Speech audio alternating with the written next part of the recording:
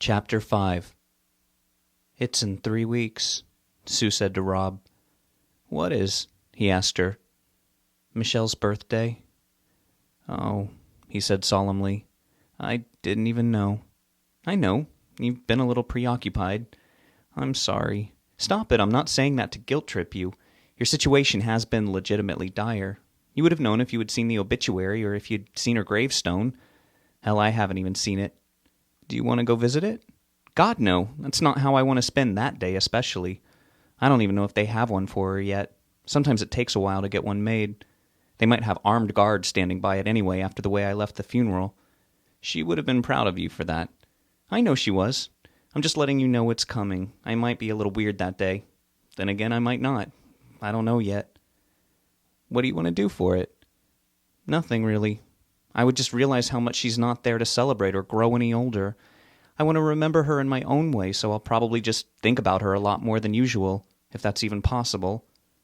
Rob had no idea what to say for a while after that. There was nothing he could say that would make Sue feel any better. He wasn't going to offer trite condolences or try to give her any pearls of wisdom about how to cope. It was a time for dealing and processing. He understood that, and so did she, but she could use some cheering up. It just didn't feel possible or even appropriate to try to perk up their spirits so soon after such a grievous loss. Finally, he decided that if they couldn't perk up, maybe they could wallow a bit. "I have a bottle of Jack Daniels still packed in the suitcase," he offered. She raised an eyebrow at him. "I needed it," he said, not wanting to be judged. He was mostly kidding in his tone. "I'm sure," she said in a fake skeptical tone. "I have a bottle of Cuervo." He gasped. "You've been holding out on me." He pretended to be disappointed and shook his head. "I needed it," she repeated in his previous lilting tone. "I'm sure," he mimicked her fake skeptical tone back at her. "Well, what are we waiting for?" she asked. "Things to suck more? Oh, wait, they can't," he said. They both simultaneously got up and hurriedly went in separate directions. Rob went to Sue's room where the suitcase was and grabbed the whiskey. Sue got the bottle of tequila out from a cabinet in the kitchen. She grabbed 2 small glasses as well. They met back up at the dining table and set their bottles down. "Guess we'll be having more of mine," Rob said when he noticed how depleted her bottle was. His liquid was barely below the bottle's neck. "It was Michelle's last gift to me. She wanted me to have it," Sue spoke in a silly, bratty voice. "Well, you finish that little bit up, and then you can join me with my beverage." "Should I mix them like that?" He looked at her deadpan and just blinked. "Does it matter?" She shrugged and shook her head. "It's a good night to get plenty shit-faced, I guess." "It's as good as any," he said back. She poured a moderate amount from her bottle into her short glass until it was about 1/3 full. He poured about the same for himself from his, and they clinked their glasses together. "Cheers," they said together. "To Michelle," she said in a celebratory fashion. It was the first time Rob had heard Sue mention Michelle's name and not sound down since he had come back. He was proud of her progress. She was stronger than he had thought, and he had already been giving her quite a bit of credit. He nodded his head at her and repeated, "To Michelle." They both took big mouthfuls and grimaced as they gulped. Sue coughed. "Lightweight," he said to her. "Uh-huh," she said sarcastically. "Look at your bottle and look at mine. Plus, this shit is way more harsh." They stayed at the table for most of the night, sometimes just shooting the shit, but when the mood would get more serious, they would talk fondly of the girl that was no longer with them. Sue had plenty to say on that subject. Rob offered his few observations of what a cool person Michelle had been in the brief time he had been lucky enough to get to know her. "Think she's here with us in spirit?" he asked Sue. "Sitting in the empty chair here all incorporeal-like and turning her head back and forth like she's watching a tennis match instead of a conversation and thinking about what a couple of dorks we are?" Rob was getting more than tipsy. He was the real lightweight. Then he looked down at his bottle and realized he had finished almost half of the Jack by that point. He was surprised he was still coherent. Usually he was under the table with much less in his system. He considered that maybe he had upgraded to the middleweight class. He wasn't sure how happy he was about that. He did not want to continue his genetic chain of alcoholism. He didn't have much of an addictive personality, and he didn't want to acquire one. He would break the chain rather than continue the cycle. "Oh God, I hope not," Sue said. Rob had forgotten what he had said to make her say that. He giggled a little at his own stupid condition. He was enjoying it, though. "What?" he slurred at her. "I don't want her to still be here. This place sucks." She was slurring, too. I hope she just moved on to something better than all of this. She waved her arms around clumsily to indicate everything in general. I'm sure she has. She was a really good person, and I'm sure she's in a really good place. Me too. I don't want her ghost haunting me. That's sad. Sue was still sitting in the chair at the table, but she was rocking from the waist up, trying to keep her balance. She had finished her tequila and had joined Rob in his whiskey as he had offered. She was feeling freer, and like she could finally get fucked up at last, and she certainly was. Go on, Michelle, run into the light. She imitated the little clairvoyant lady from Poltergeist. Rob got the reference. Leave us here to deal with all this crap, you bitch. She closed her eyes and laughed from her belly. Rob could tell she was releasing some pent-up energy. He felt she had gotten to a stage that was very therapeutic and healthy. She was even making jokes about Michelle's death. That was good. That was how they had always dealt with things in the past, with humor. What they were going through then was more serious than anything they had ever faced before, together or separately. But they were handling it all in a more than manageable fashion.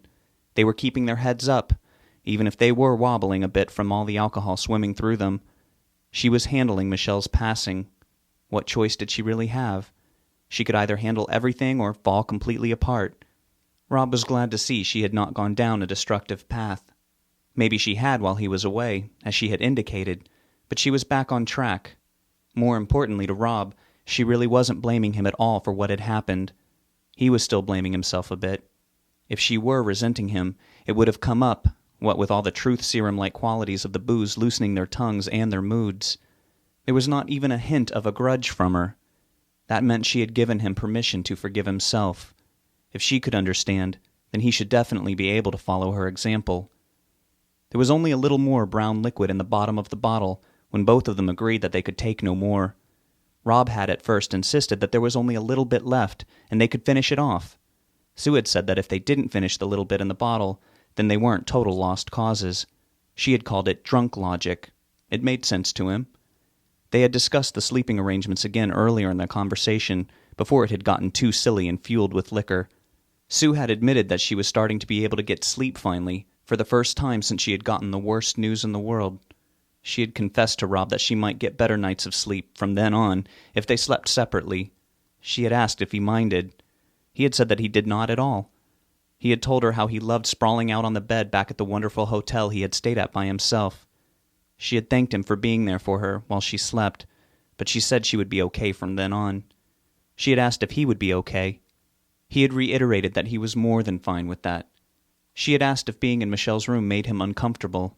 He had said no, and that he still felt close to her that way. She had revealed that it was still too overwhelming for her, the smells alone in that room. He had understood. They said their drunken goodnights to each other before stumbling to their separate rooms, both with plastered smiles on their faces for the first time in a long time. When Rob woke the next day, he braced himself for the hangover as soon as his eyes opened. There wasn't one, however. He felt a little beat up, but the feeling was mild, and he wondered how much of it was from drinking too much the night before, and how much of it was from actually having been beaten up by the dead fucker only 6 days earlier. It had been a hell of a battle for him, but it was all over with at last. Sue was still reeling from everything a bit, understandably so, and she deserved something to help her not replace what she had with Michelle, but something to add to life's possible joy. He had decided on it the day before when she had been casually acting a small amount less than her old self. He had felt that was as good as she was going to get. He wanted to help her make a full recovery. She would never completely get over the pain of losing her lover and best friend. That wasn't how it worked. Time could heal all wounds, but sometimes it left one hell of a scar. Sue needed something else to focus on. Rob could tell she was genuinely glad to have him back, but other than interacting with him, all she had done was go back to work and come home. She needed more fun than what he could provide by himself. She also wasn't in the position to get dragged all over town or go on roller coasters as a way to get her out of her everyday depression. Her mild, down state was more than valid. She needed something more subdued than partying to help her. He had thought of the perfect thing. He went out into the living room. It had been completely undisturbed since he had gone to bed. She was still asleep. He went to her bedroom door and knocked lightly on it. He got no answer. He knocked a little louder. There was still no response. She had enough time to get more than a good night's sleep, even one to sleep off a night of binge drinking. He began to feel concerned, so he knocked very loudly.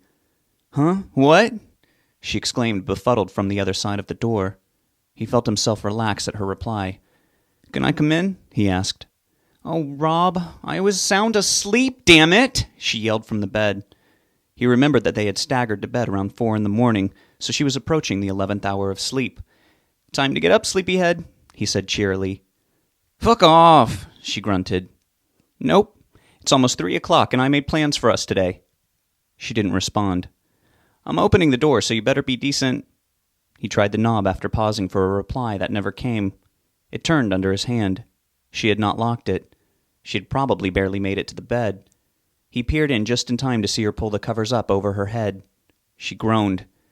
"Good morning," he said as he stepped in. "I hate you," she said through the comforter. She had the air conditioner blasting. It was freezing in there. "It's a meat locker in here." He rubbed his arms with his hands for warmth.